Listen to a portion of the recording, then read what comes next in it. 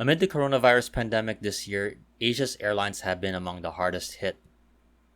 With economies struggling compounded by the travel restrictions, the current struggles of Asia's airlines has been a recurring topic so far this year. In this video, we're going to focus on the Hong Kong-based Cathay Pacific, as the hometown airline of Asia's World City recently announced a restructuring plan that will also see the end of its regional arm Cathay Dragon. First reported by the South China Morning Post and later confirmed by Cathay Pacific, the Hong Kong-based airline announced plans to reduce costs amid the aviation demand downturn due to the coronavirus pandemic. The first major point will be the reduction of its workforce by around 8,500 jobs, or around 24% of the total Cathay Pacific Group workforce, which is made up of around 33,000 workers.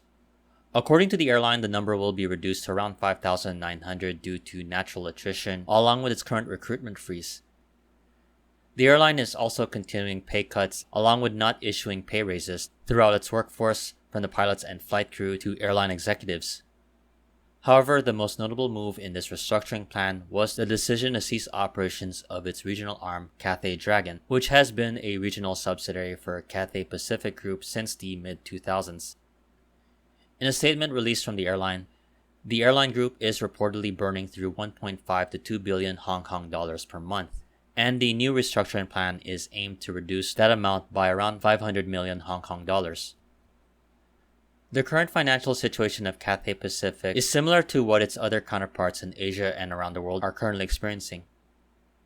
For Cathay Pacific, there will be some implications for other third parties, such as in the case of Boeing, which Cathay Pacific will reportedly delay the deliveries of orders for the 777Xs.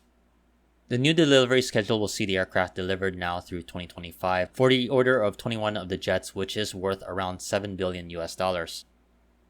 Then we get to the situation of how Cathay Pacific will go forward after seizing the Cathay Dragon brand. By all reports and accounts, it seems that Cathay Dragon will bear the brunt of the cuts. According to a report from the South China Morning Post, the staff and pilots will be cut, though there will be just 10 pilots to be retained to help train Cathay Pacific pilots on narrow-body aircraft operations, specifically for the Airbus A320 and A321 family jets, which makes up the majority of the Cathay Dragon fleet. Cathay Dragon is also a very important part of the Cathay Pacific Group's network, specifically with its routes to mainland China.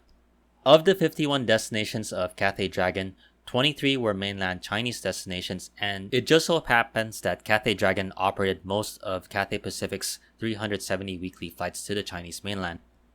According to the airline, it plans to shift those flights and routes to both Cathay Pacific Mainline and the budget subsidiary HK Express. However, these are subject to government approvals, and it's not guaranteed that Cathay Pacific would be guaranteed these rights. With this development, this is the latest round of bad news for the hometown airline of Hong Kong, Cathay Pacific, an airline with a situation like Singapore Airlines with having no domestic network, and the basis of its success has been connecting travel and international flights. With the situation looking ever more bleak for Cathay Pacific, we can be certain that the Hong Kong city government will do all it can to keep the airline surviving.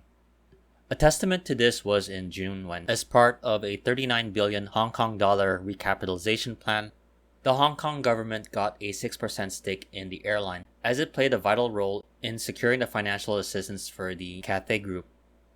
Besides cash, the Hong Kong government could likely resume more international flight links, as in the case of the recent announcement of a potential travel bubble between Hong Kong and Singapore, as well as easing entry requirements to Hong Kong for countries who have deemed to have contained the spread of the coronavirus.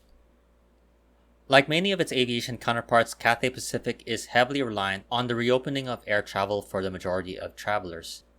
That doesn't seem likely, as the airline plans to operate at a 21% capacity to start the year 2021 and by year's end operate at half of the pre-pandemic levels.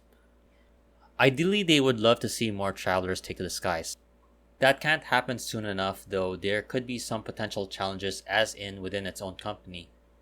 The airline is asking pilots and staff to take certain pay cuts and to renegotiate certain contracts, something which so far is not likely going to sit well with some of the employees, and this could set up a potential showdown between the two parties that could affect the recovery for the airline. I definitely hope you enjoyed this video. If you liked it, please like, comment, share, and subscribe. Once again, this is Flights in Asia. Thanks again for watching and have a great day.